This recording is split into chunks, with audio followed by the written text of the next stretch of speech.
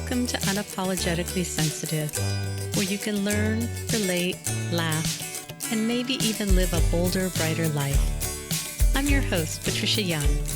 This is a weekly podcast where we explore the strengths we have because of our sensitivity and some of the challenges it poses as well.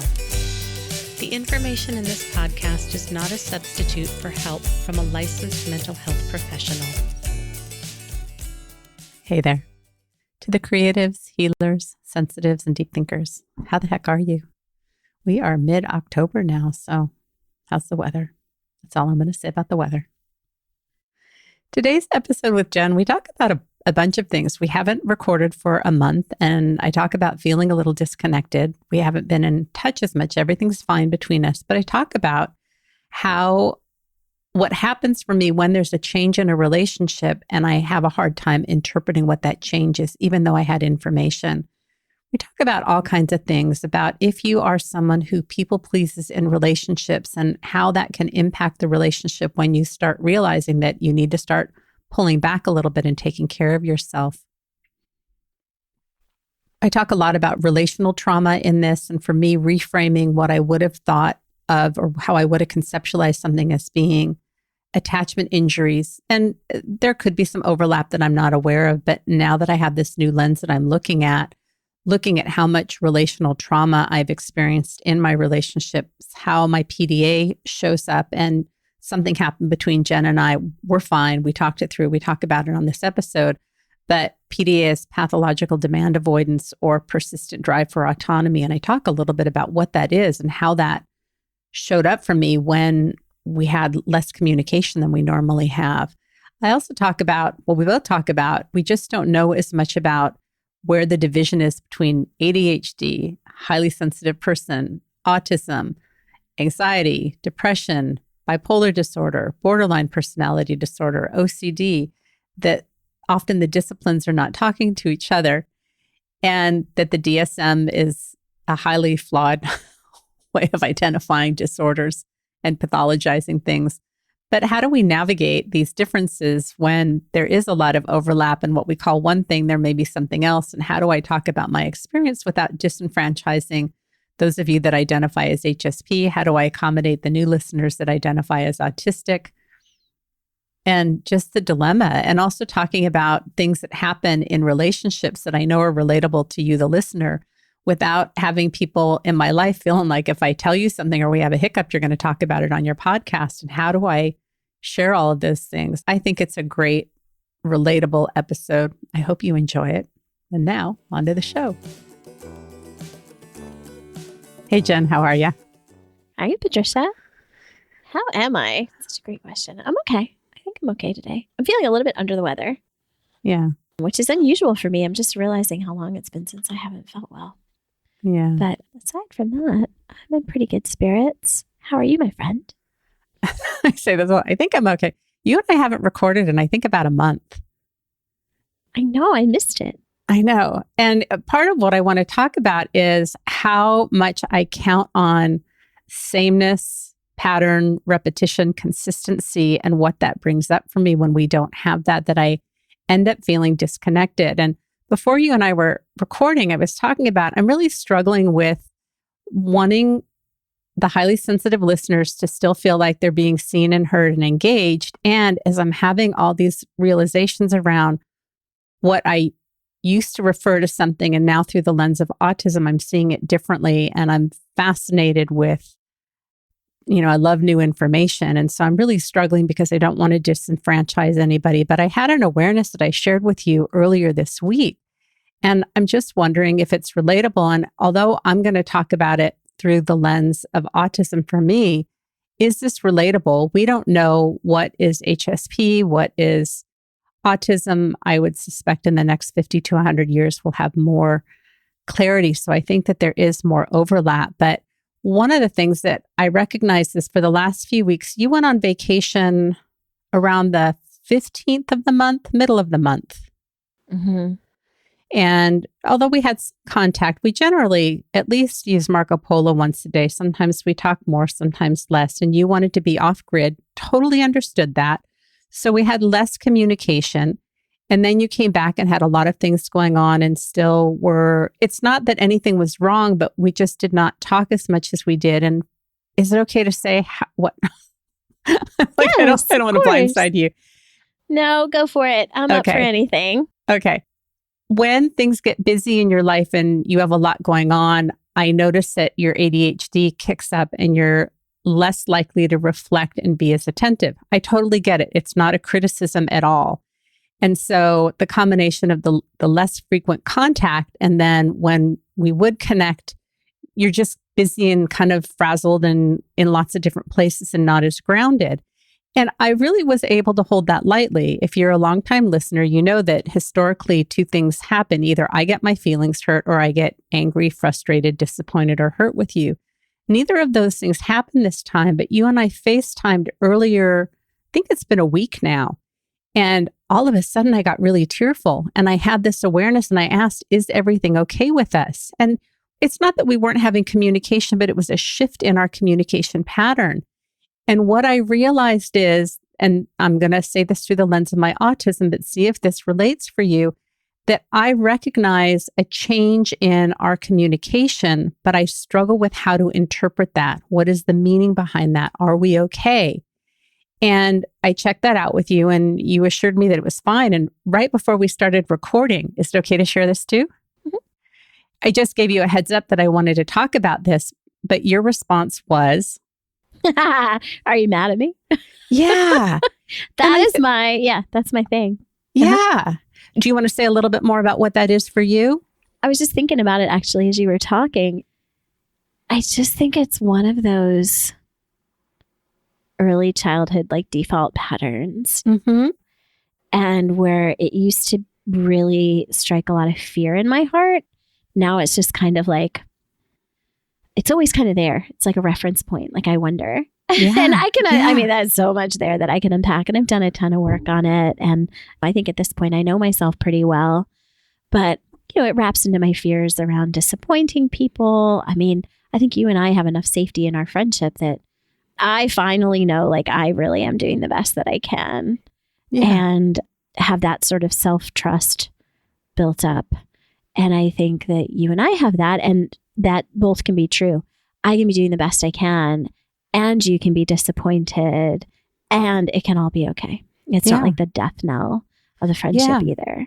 And I think that, did I do something wrong? Are you mad at me? I think that's an undercurrent that many of us have. Or if somebody says, I want to talk to you, or if your boss says, I need to talk to you, I think the first place that we go is like, am I in trouble? Mm-hmm. And it's interesting that this time, what I would have referred to as attachment injuries did not come up. And whether they are or not is irrelevant in this conversation for me. But what I realized is, all I want to do is talk about autism. I had the meeting with the assessor after my autism assessment. I'm not going to talk about all of that now, but she did confirm that I had PDA, which the clinical term is pathological demand avoidance, which it's not pathological, and I don't like that name.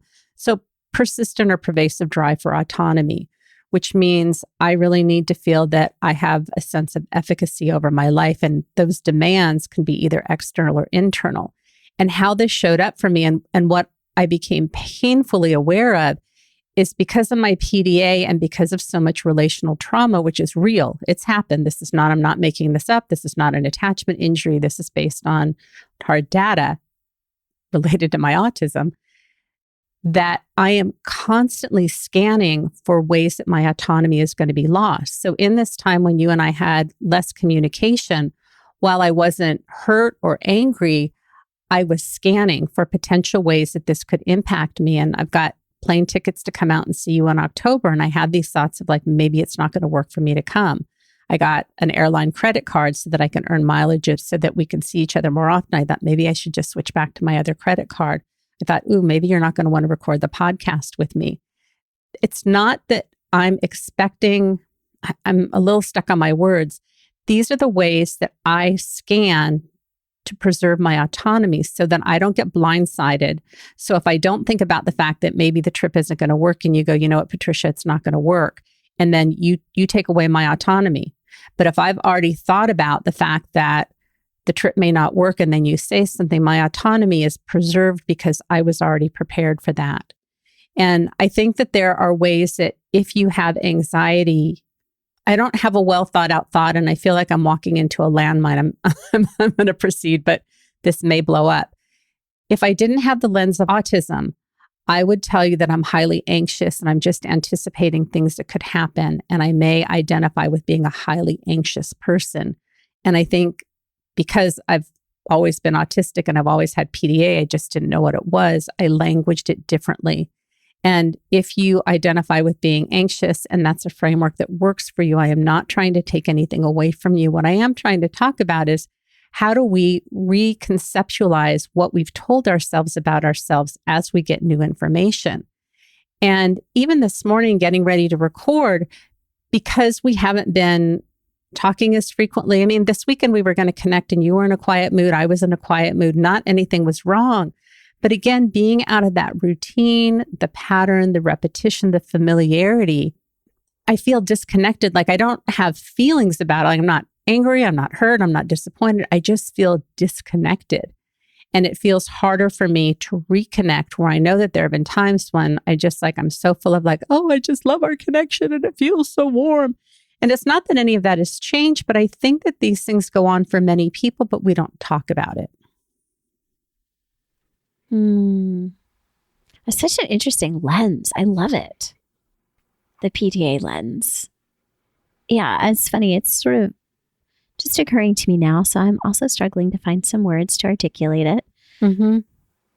But what I'm loving about it, so words are powerful, right? We use words, we grab whatever we have to articulate things. And this is why I love deep thinkers who come up with new lenses to view things through, because, and I'm also having like 15 thoughts at once, like how we reconnect, how they're like the reassurance sometimes, or how to get that engagement back going, and sort of like the old way of doing it versus what I'm feeling is like a new way for you. And maybe then if it's true for you, it can be true for all of us. And this just seems so much more grounded in empowerment, really. Right? Yeah. So this balancing autonomy, empowerment, and retaining that sense of autonomy, which is different than control, right? It's knowing that you have a say and really claiming your power in it in an uncertain world, right? I mean, I'm pretty, it's interesting because I think that some of what you're picking up with from me and some of what I'm going through in my own personal growth / struggle / growth, which like some growth with your growth. It's like, it's a very uncomfortable process sometimes. Yeah.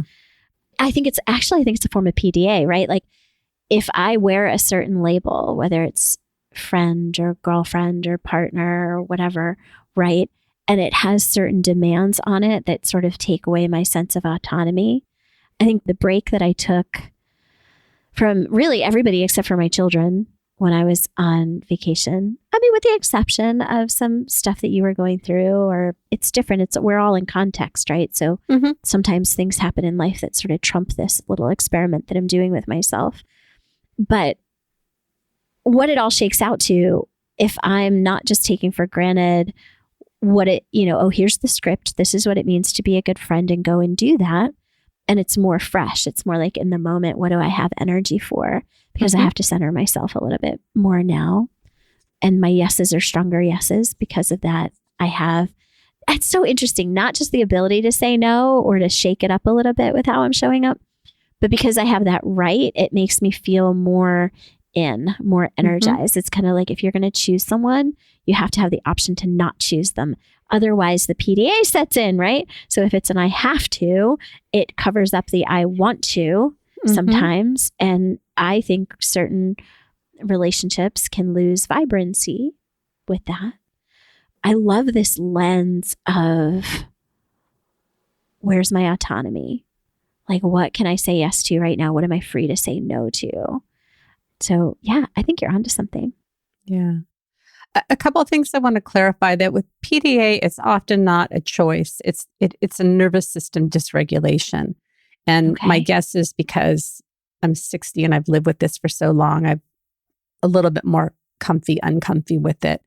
If many kids that are diagnosed with oppositional defiant disorder, breaking things, misconduct, disregard of rules, often are undiagnosed autistic. And PDA is, at this point, it's just, I don't know what the word is. You need to be autistic to be PDA. So I just want to provide some clarification around that.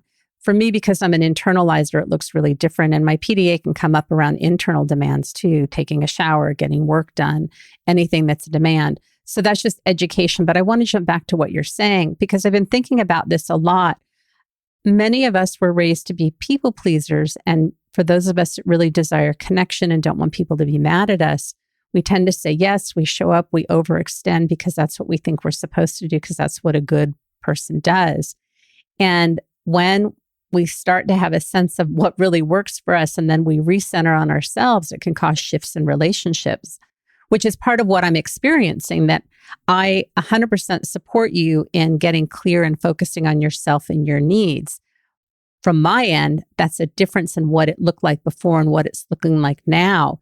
And thinking about, for people pleasers, we're so afraid of disappointing and upsetting people.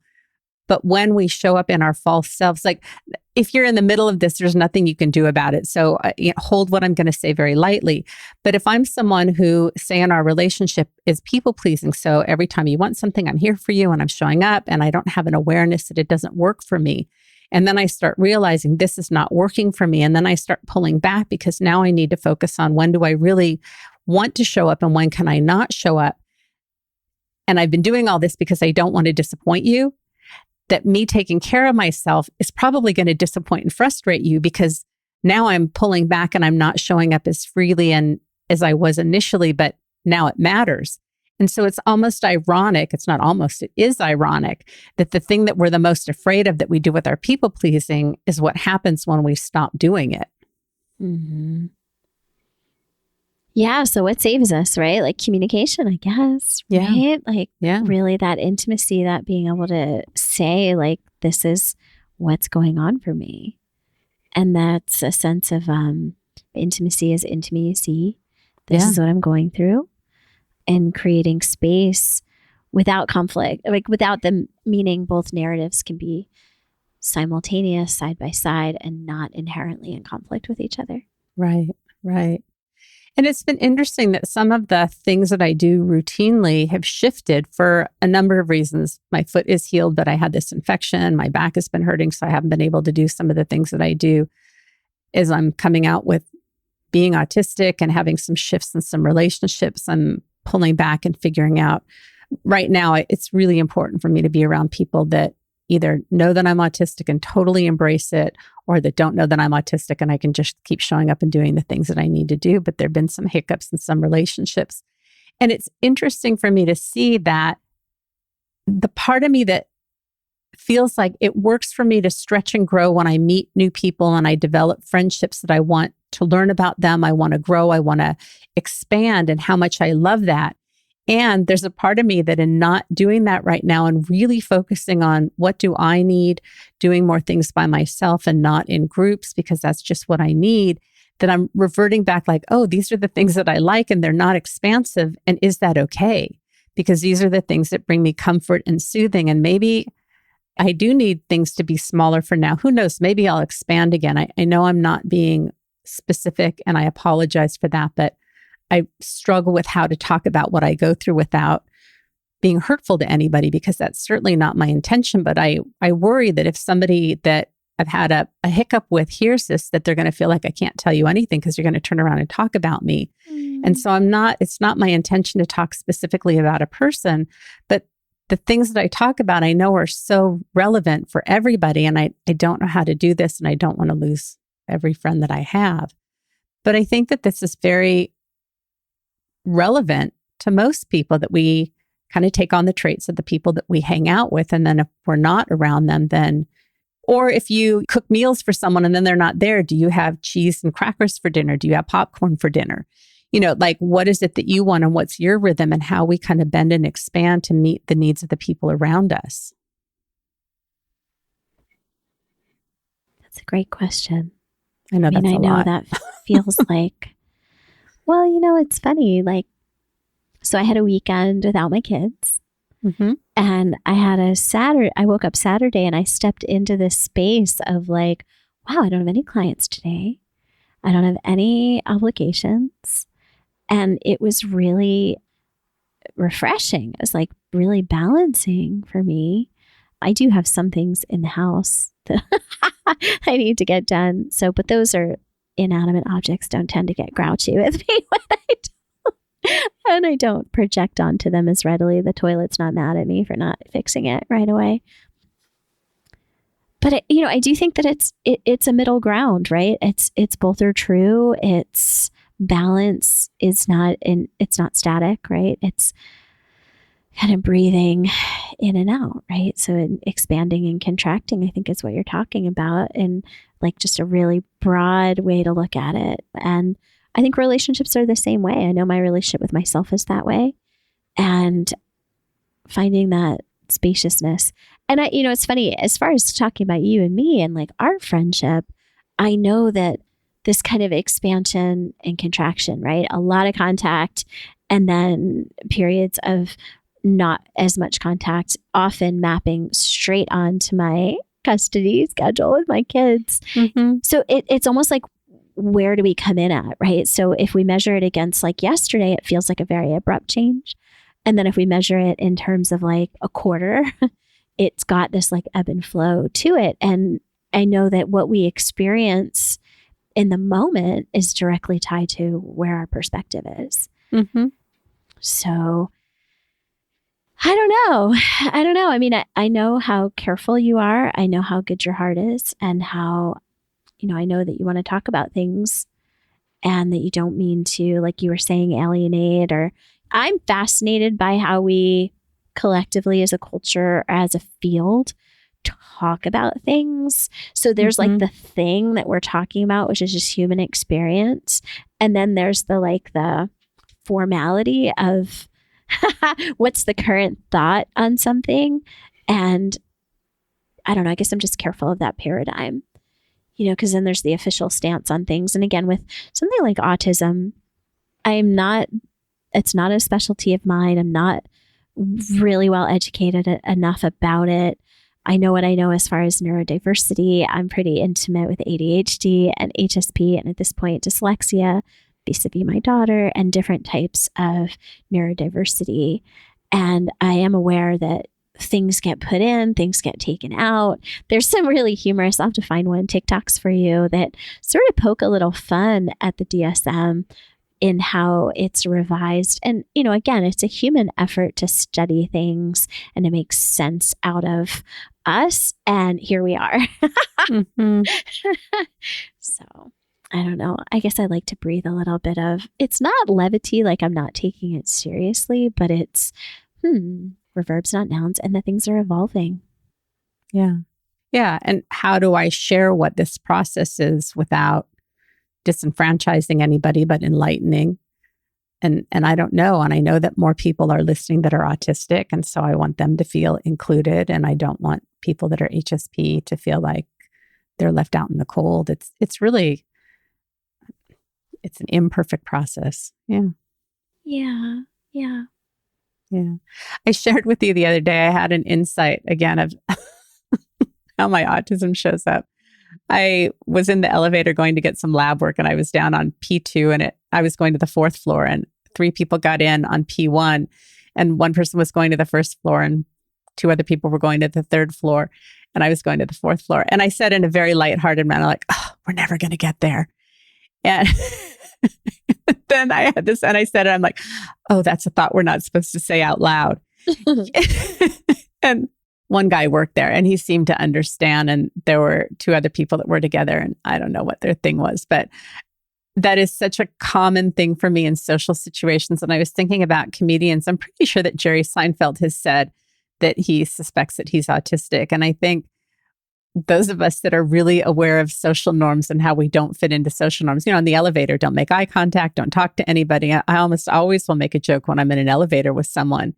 And I think that the comedians that have the awareness of where those social norms are and how we don't fit into them and comment on them. And then it's funny to us because they're things that we don't consciously think about.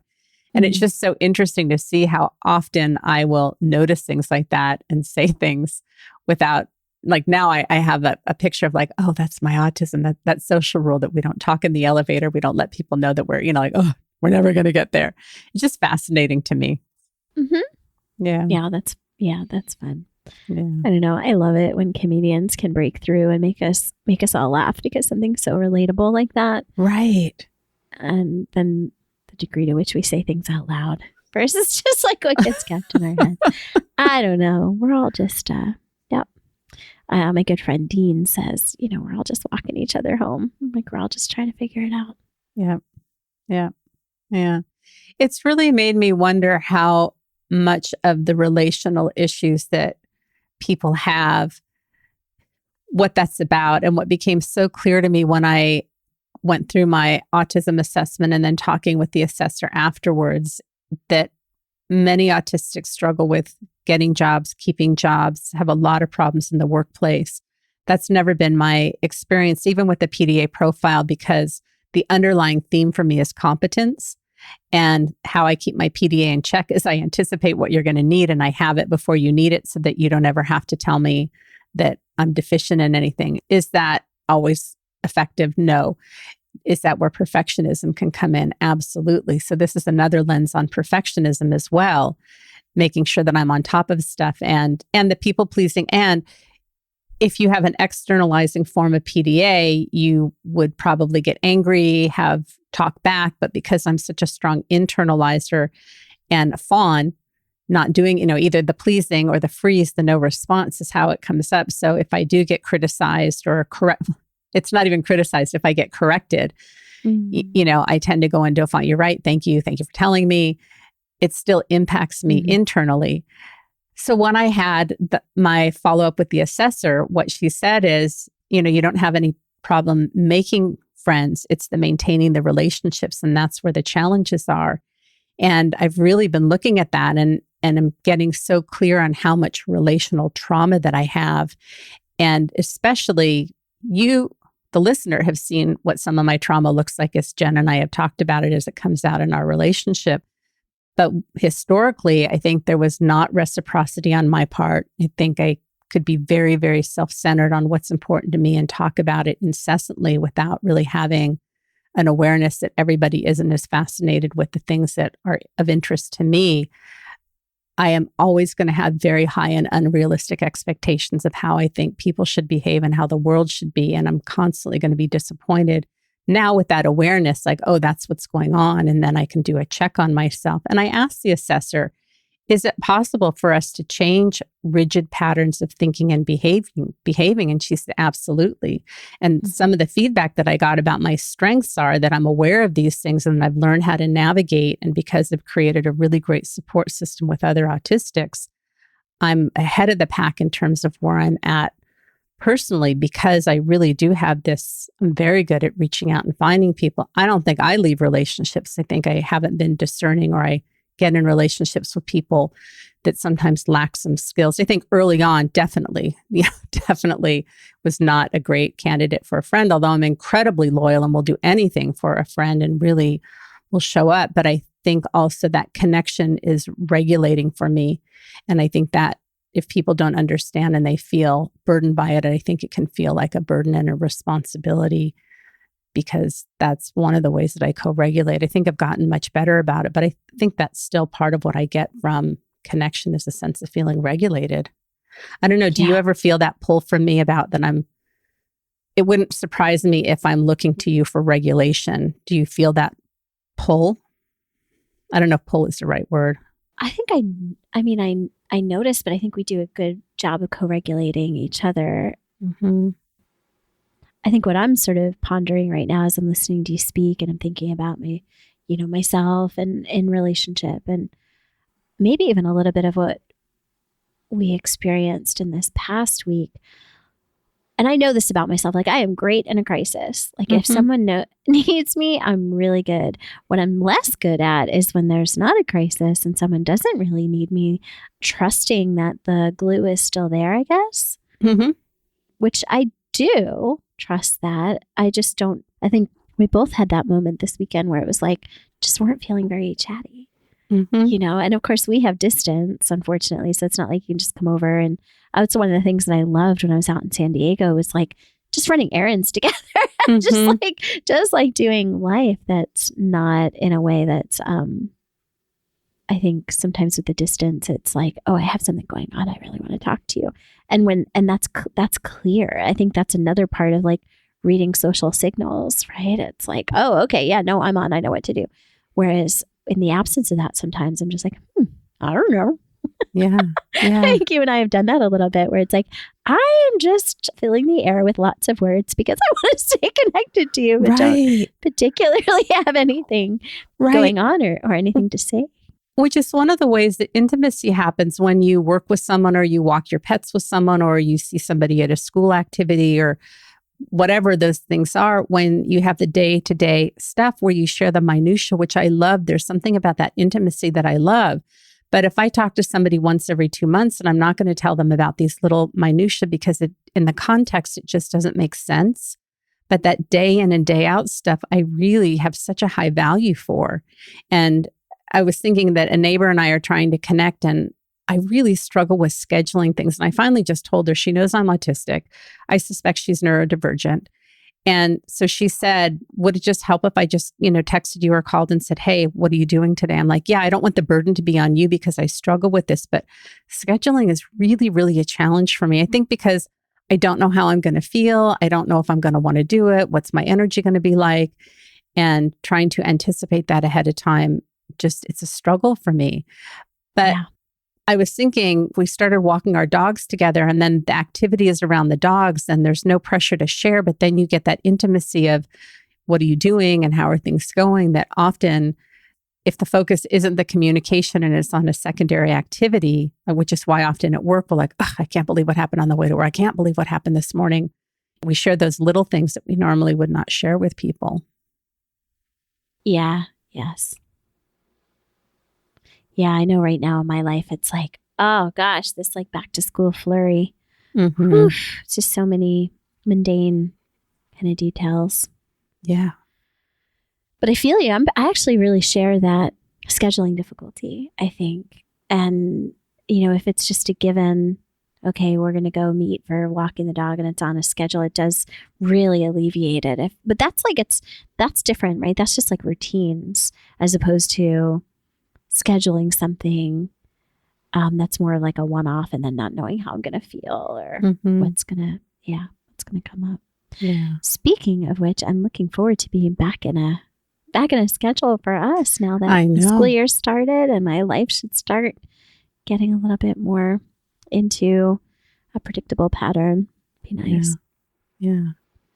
I was reflecting back to something that you said earlier, and I've been aware of this last week and I saw it in a friend too. And it's interesting, all the thoughts and feelings that come up about it. When we have brains that are really good at overseeing things and remembering details for everybody and being prepared and anticipating, that when we get to a place, so sometimes it's hard for me and my family that I remember things that I think my family doesn't, that they need to attend to. And it bothers me because I feel stressed because I'm remembering and I don't think that they are. And I often will say something because it's just hard to sit with that. And I noticed in the last couple of days, some things that came up where some people kind of got into a little bit of a hiccup because they weren't prepared for something, but it's not my responsibility. That somebody had asked me, can you blah, blah, blah? I'm like, no, I can't. And I was concerned that they would feel angry with me, but I thought, you knew this was going to happen. You knew what you needed. You didn't anticipate it, and it's not my responsibility. And I think that can sound very heartless. And we have to learn how to center on ourselves. And I saw this happen a few times, and I was really kind of surprised because generally my sense of responsibility for everybody and everything runs so high that I tend to over cater to people because I can't sit with my own anxiety. And I saw a couple of times, it was like, not my responsibility. You're just going to have to sit with whatever happens with you not being prepared.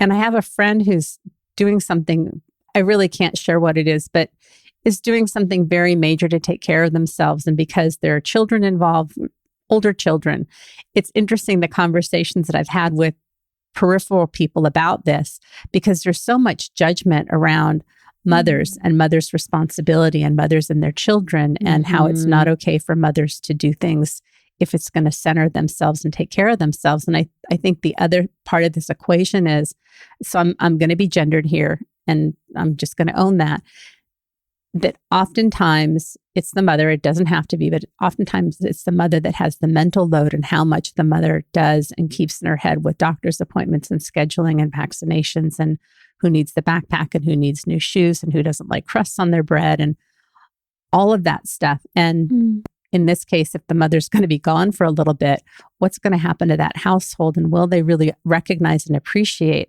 how much one caretaker often really holds all of the details for that house together? And how stressful that is. Very. Yeah. Yeah. I mean, I suspect it depends on how long the absence is. Because then it's just, oh, well, that was a fluky thing. And it is invisible labor. Yeah. Well, this is going to be a significant absence, and there are some major transitions and things that are going to need to happen. And in our house, it's my husband who is the one that manages schedules. And I think I had the mental load, but I know that when the kids went to college, he really oversaw like the paperwork, the applications, all that stuff. I just cannot deal. And I've told my kids, if anything happens to your dad, we're all so screwed, because he can manage that. And he has a way of being able to stay on top of the boys without them feeling pressured. Where because I'm anticipating things going wrong and things that they need, it tends to create more anxiety with them. And one just tells me I stop asking them questions, and the other one gets mad at me because I see what could happen, and then it bumps up against his anxiety. Yeah. Yeah. Yeah.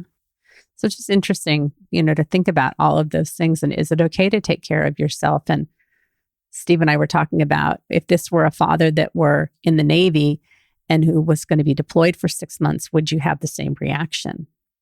And why is it okay for fathers to leave? And again, there's a lot going on. It depends on the family dynamics, the age of the children, what the reasons are for doing whatever you need to do. But yeah. Well, it's funny. I know with my own family here and my ADHD and everything, I think there's something about having it be shared, especially as the kids get older, right?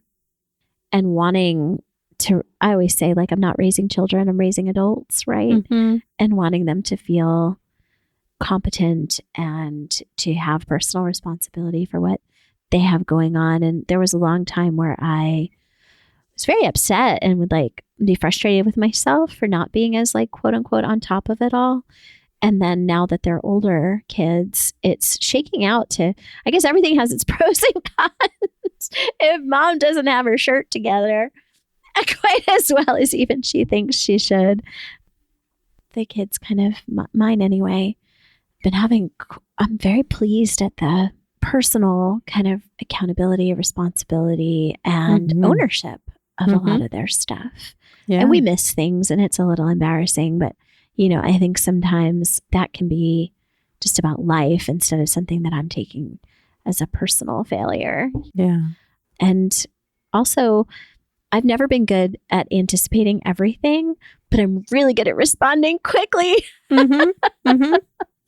Not exactly always proactive, sometimes a little bit more reactive, but I don't know, sometimes a little bit too much living by the seat of my pants, but it works. We're all reasonably healthy and happy and getting along okay with each other. I don't think that there's a right or a wrong way to do things. And when our brains are wired differently, we just show up the way that we do. And we need or want to make adjustments, we can. If it creates suffering for us, and if it works, it works. And there's really no right or wrong. Yeah, that's an important thing to keep in mind. Yeah. When we're being, if we're being self-judgmental or judgmental about others. Yeah. I'm pretty judgy. And again, I think that's the discrimination, that I'm very, very discriminating. And what happens in the autistic brain, I don't know if this happens in the HSP brain, but there's neural pruning that happens naturally. So the things that you don't need kind of get trimmed off. And in the autistic brain, there is no neural pruning. So our brains are like supercomputer highways. And that's why we take in so much information and notice details and sounds and noises and all of these things that people that don't have brains that are like ours don't have, which is why we get overwhelmed, why we need downtime, why we experience too much. And I can tell you that and that's a pattern recognition also. I heard this great analogy. It was really in terms of research that holistics, non-autistics that are studying autistics, it's like they've got, their brains are like, the old little Apple computers with 64K of RAM. And the autistic brain with this lack of neural pruning, we've got these super connections. And so it's like this super computer that's huge. And it's like this. So this is going to sound ableist, and I don't know how else to communicate this, but this just made so much sense to me. So these holistic researchers that are not autistic with these little 64K computers are trying to conceptualize and study these supercomputers, but they don't have the capacity to really understand what they're studying. And so oftentimes the outcomes of research are flawed because of the lack of ability to really understand, but they don't know that they don't have the capacity. And as I say that sounds incredibly ableist, and it feels like there's some truth to it to me, because how many times have we been told that, we're getting hung up on something, or our perception and how we conceptualize things is just so different. Anyways, I don't want to make any enemies. I'd love to see that. I really wish our research and our data lakes were more open source, because it would be amazing to be able to cross-reference some of that stuff with HSP. I mean, I know you know this. There's probably just so much overlap, and what the paradigms are that we're using and the sets of assumptions to be able to communicate about this stuff and understand it more deeply. I wish the researchers for ADHD and HSP and autism, and then I think we have to look at anxiety, depression, bipolar, borderline personality disorder, OCD, all got together, because there's so much comorbidity. But oftentimes people are misdiagnosed with OCD if they're autistic because of that need for order and structure, and it's not OCD. It's common for people to be misdiagnosed with anxiety, depression, borderline personality disorder, bipolar disorder because of the overwhelm and having meltdowns. I'm not saying that those diagnoses in themselves don't exist, because I believe that they do. But when you have practitioners that don't have awareness of the different diagnoses, then they don't see what they don't see, because it doesn't look the way that they think that it looks. Yeah. Well, and I always want to hold the labels a little bit lightly, right? Because they're systems of humans, like you were saying, trying to understand hopefully ourselves. I mean, sometimes other humans, and it's not something that the researcher personally identifies with, which I think can be, everything has pros and cons, right? Yeah. So problematic poses different sets of challenges. Yeah. But to hold the labels lightly. There is a lot of overlap. I mean, that's pretty well documented, that the inter-rater reliability and that stuff. And, things come in to the DSM-4, things get taken out. I kind of always fall back, like, homosexuality was in the DSM as a disorder, and we don't think of it that way. I know. So I do think that a big salt shaker is warranted as we're looking at these things, and through one lens, and non-pathologizing lens. I've always found the HSP. Obviously, autism has a lot of stigma associated with it because it was looked at through a pathologizing lens. And yes, we're humans, so there's going to be lots of overlays with trauma and with anxiety and depression, and even that, the utility of pathologizing that, it has some utility, and then it has limits to that utility as well. So at the end of the day, being compassionate, generous, and telling the truest, but also, most generous and beautiful stories about ourselves and others is really important. Yeah. I think that's all I have. Do you have anything else? No, I don't think so. On that note. All right. Well, thanks for being here today. Oh my gosh, of course. Thanks for having me. All right. I'll talk to you later. Bye. Okay. Bye, dear. Hey again. So I'm curious to know, what did you think? Was it engaging? Did you relate to things? Did it piss you off? Any of those things, feel free to send me an email at unapologeticallysensitive autismtalk@gmail.com. I used to feel very fragile about not wanting to hear if people didn't like things, but now I'm just like, hey, if you want to tell me how you were impacted, I'd love to hear.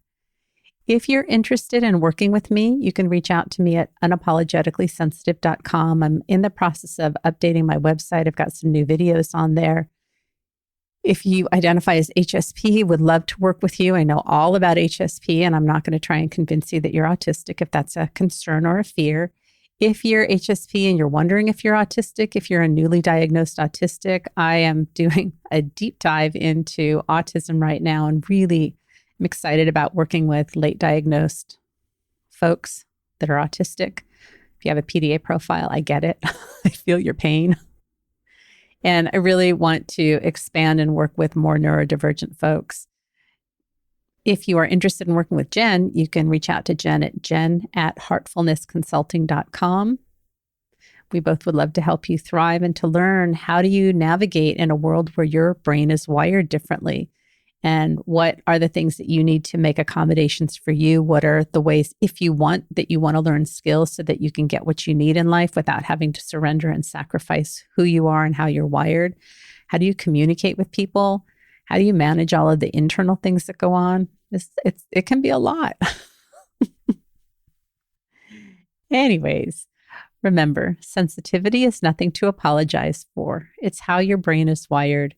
You have a right to show up in the world and to have wants and needs. You have a right to not want to do things. You have a right to say no. It's okay if people don't like you. It's okay if people don't understand you.